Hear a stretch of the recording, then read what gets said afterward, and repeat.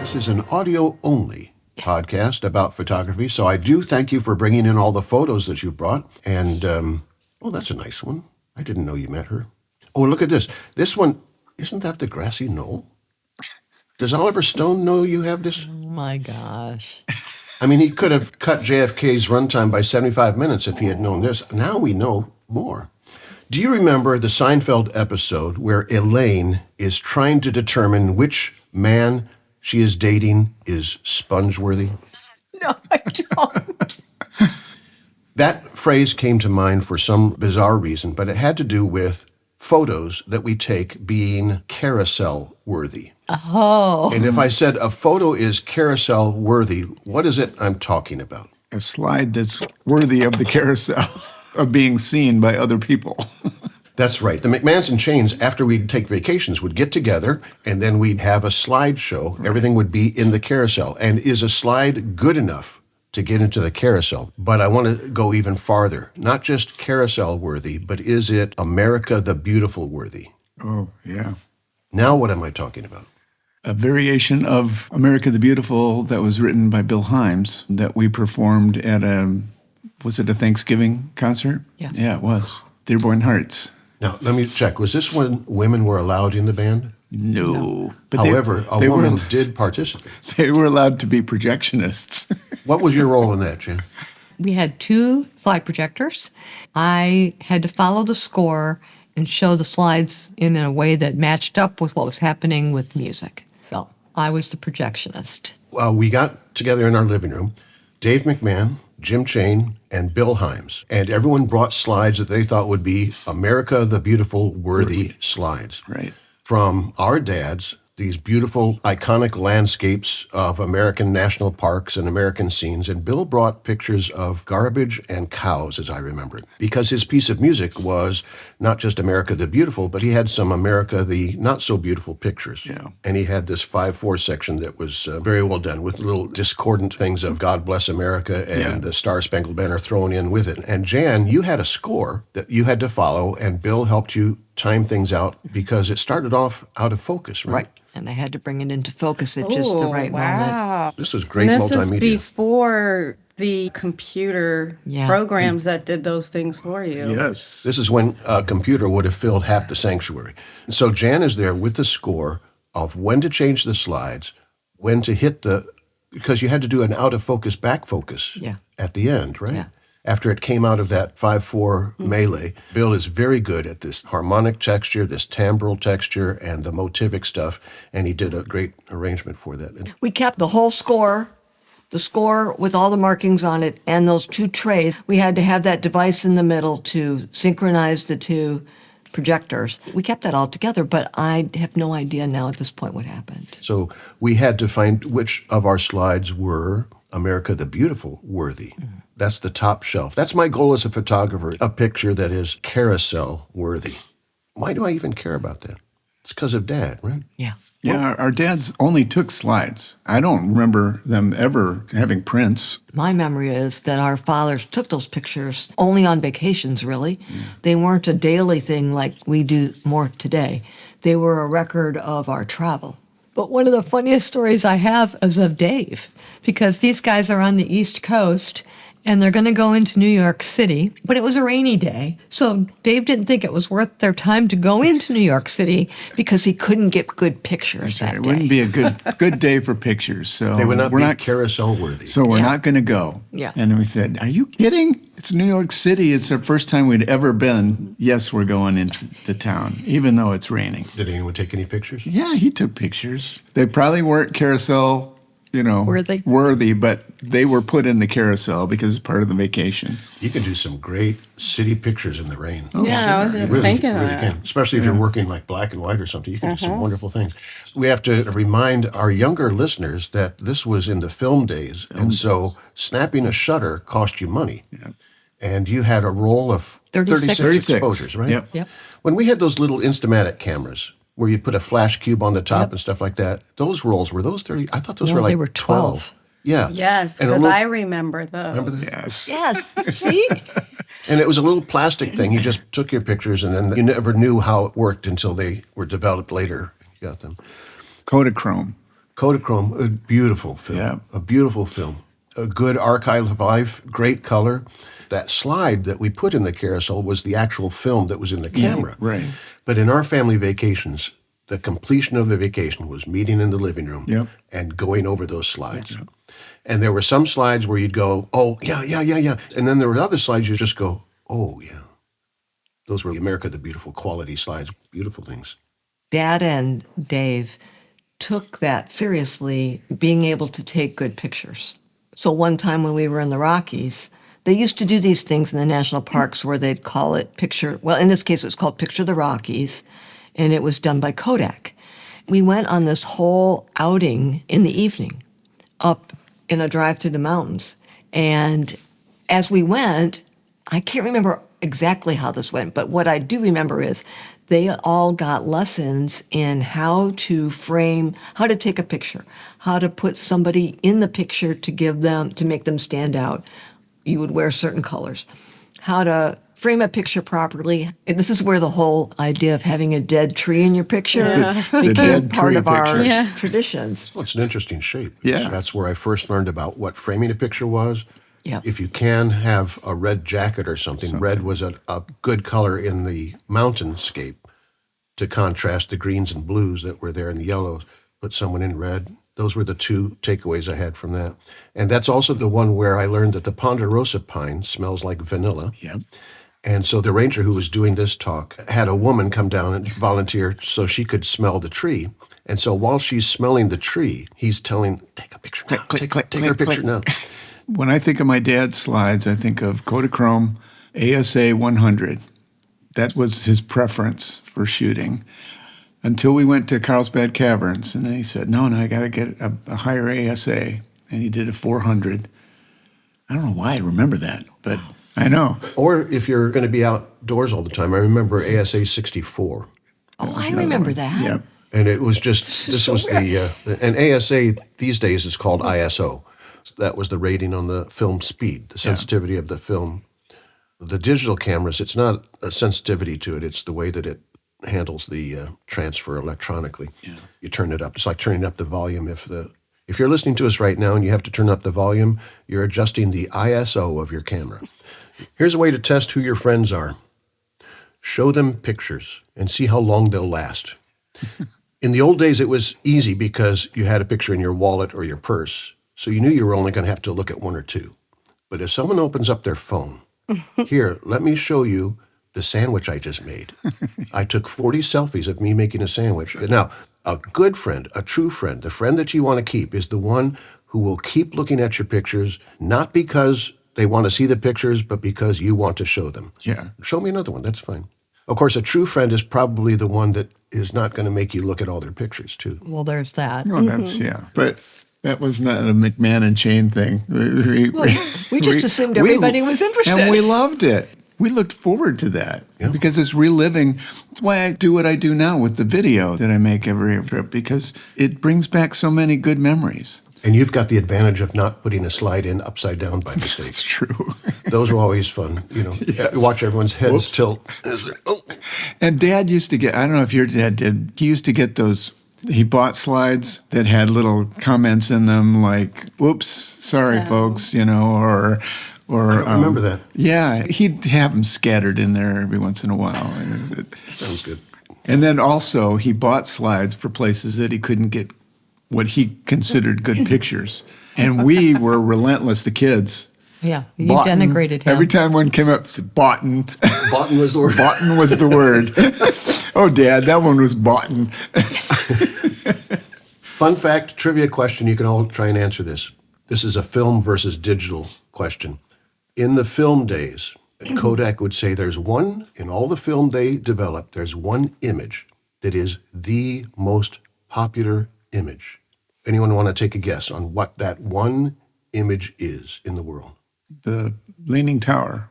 It's not the Leaning Tower. Okay, is this a 20 questions? Is it a specific iconic place or is it a scene that we all... There's a number one picture that Kodak says was their most popular. While Jan is Googling it. I'm not! Dee, do you have a guess? I'm going to say maybe the moon landing. The moon landing. I've got pictures of the moon landing. I know, that's why I'm saying it. Yeah, I wasn't there. I took them off the TV. Right, yeah. No, it wasn't the moon landing. The number one picture of developed film was looking down Disney's Main Street, USA, towards the castle. I'll be darned. Now that it's digital, the first picture people take is not Main Street, USA. The first picture people take now, Walt Disney World, is of the pavement where they parked their car. Oh, yes. They pull their phone out and they say, okay, we are in Zerg 409. That's true. That shows you that digital pictures are expendable. Yeah. Just take a bunch of them. We could take 40 pictures of us making a sandwich and not care about it. We do that. Jan takes pictures a lot when we're in Europe of the cross street at our hotel or places where we have to meet back with the group. So we have a record of it. We might not be able to ever find it again, but, you know. So a lot of photos are like what Lil does on your trips, journals. Yeah. Why else are you going to pull out your camera? What type of thing would provoke you to pull out your phone to take a picture? A beautiful plate of food that is unique. Yeah. Yes. This is so true. Now, that's something I don't think we ever used to do, but we do now that we have digital. We have our phones with us, and we just did this with our trip we took with Russ and Sandy. Well, we've done it with every trip, but Rob put together this whole video of just the food we ate on that vacation. So it's part of the memory, but it's not the part that we used to think about at all. So that's changed with digital photography. Yeah. The thing about digital is I think you're more likely to get candid, real photos as opposed to posed photos.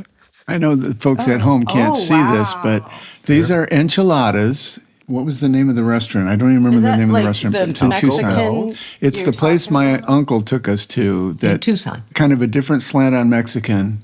And it just was a beautiful presentation. There are 4 chicken enchiladas, and it's a green verde sauce. Is this an appetizer or somebody's This meal? is a meal. Yeah. Oh, my goodness. Yeah. That's a lot. Is that your Uncle Tom? Yes. Your Uncle My Tom? dad's youngest brother. Does he have a cabin? He does not.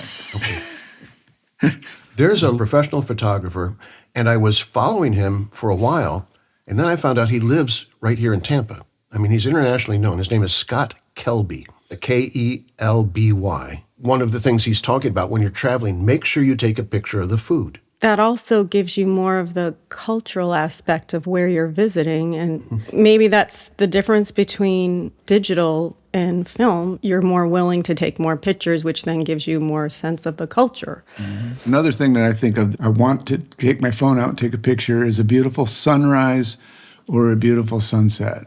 And we get a lot of those in Florida. Well, on Facebook, one of my favorite photographers is Walter Coles, California. Do you know Walter? His son, Richard's the drummer in Fortress, and his daughter is Lisa Guerrero, the reporter, does Inside Edition stuff, things like that. Yeah. Okay. He's retired now. He used to do development work with Salvation Army. He's in Huntington Beach. You talk about sunsets. You want to see great sunset photos, just go on the Facebook and look for Walter Cole. And I was asking him once, how do you do these? And he was talking about this high dynamic range photography that you do. You're working with a tripod and you take bracketed shots, and your camera takes one that's a little brighter and one that's a little darker, and then you can blend them into an HDR photo. Don't you have another friend who specializes in planets or sky? Well, Todd Markin is always posting. He has an attachment for his telescope. Right. Other than Todd, I don't know who you're thinking of. Well, maybe it's one of my friends. Or it could be Duncan, who's always taking pictures of the Northern Lights. Well, he's my brother-in-law. He takes some He's no beautiful. friend, he's a relative. He takes some beautiful pictures. Yeah, no, he does take nice photos. I know we've got in our back bedroom, we've got several prints by one of my favorite photographers, Ansel Adams. Oh, yeah. And then there's Clyde Butcher, who is a photographer who takes pictures in Florida, Everglades, and some really neat things there. My friend Linda Bacon loves Clyde Butcher. She's got lots of prints of his, too. Those are a couple that, when I think of great photographers, Iconic. besides Jim Cheyne and Dave McMahon. Well, yeah, minus those two. Those photographers are, why I'm drawn to them specifically is that they are about nature and the outdoors. And that's where I'm most likely to take pictures is out of doors in nature. I'm less talented in capturing the perfect picture than I am in, and it's not talented, but my goal is to journal our experience. So I'll remember this scene and remember where we were. It's like I'm the picture equivalent of Lillian, who's journaling every night and writing it down. I can go back and match my pictures to our experience, and that's how I remember, because I wouldn't remember these moments without capturing them with my phone. Yeah. I don't know if I like Ansel Adams because I like national parks, or if I like national parks because of Ansel Adams' photography of them. Yeah.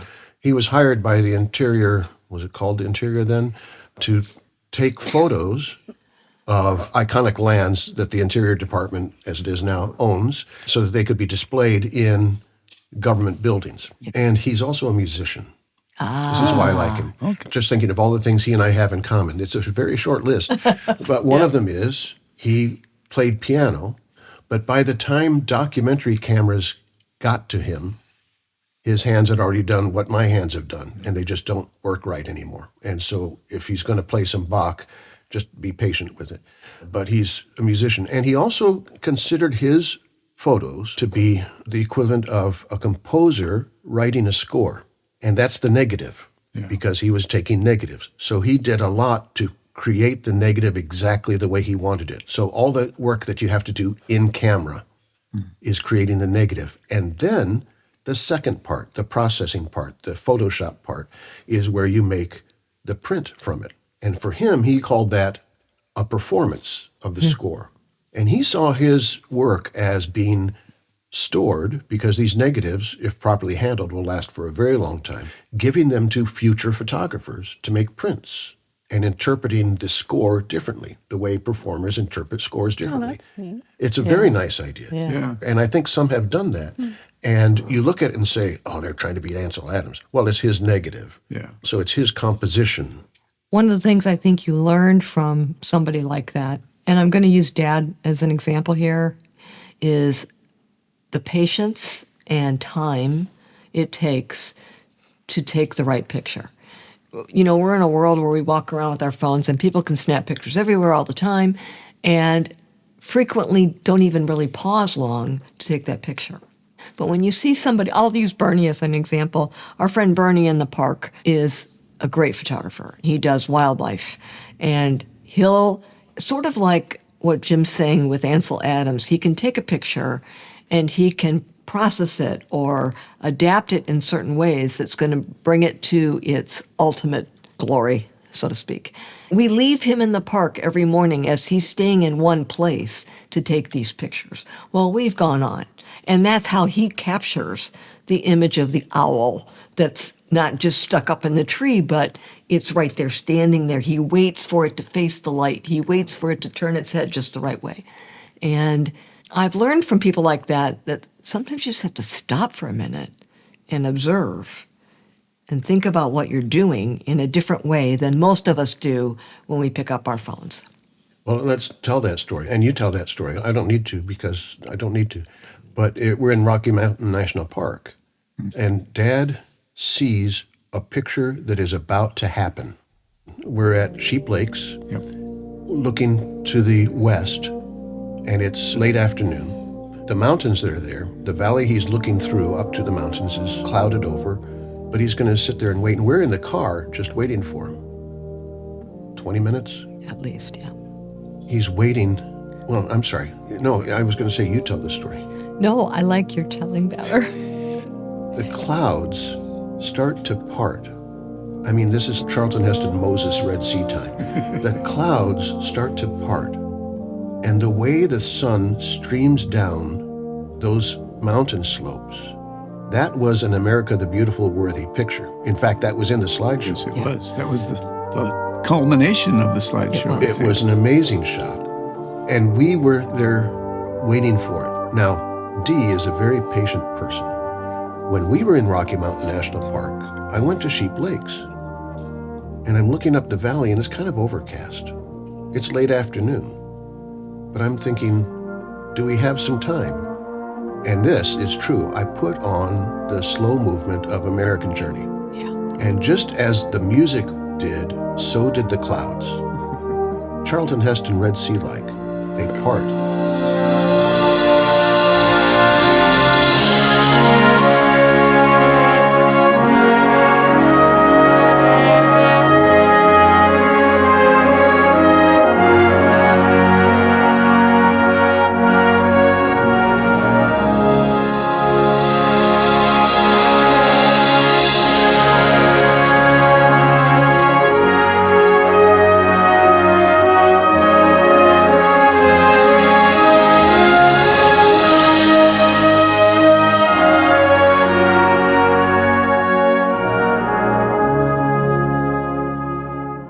It was longer than 20 minutes. That's true. It was. I tell you one that was a lot longer than 20 minutes. We're driving back from Newfoundland, and I asked, I'd like to stop at the National Cathedral. We have Brigus with us.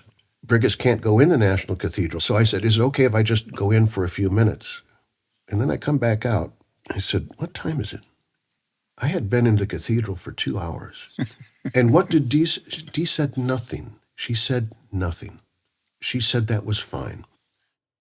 You guys mentioned about preparing for a trip, of what you're going to see. Prepare a trip for what you're going to take pictures of. Yeah. So research, okay, if I'm in Prague, what is it that people take pictures of? And you can find these things. Oh, yeah. There's a nice site called Nature TTL, Through the Lens, Nature Through the Lens, and you're saying, okay, I'm going to go to Carlsbad Caverns.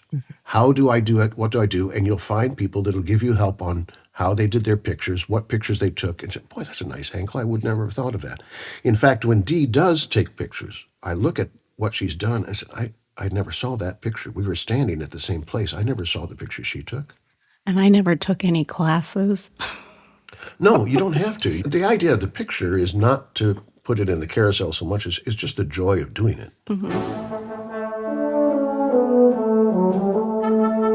There's joy in the process of doing it, and this satisfaction you get of, I just took a picture.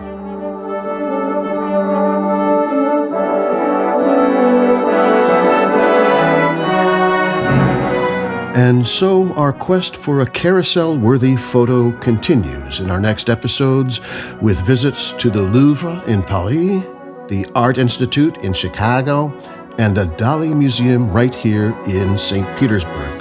Intriguing images created with our words and your imagination as we continue making our way. Until next time.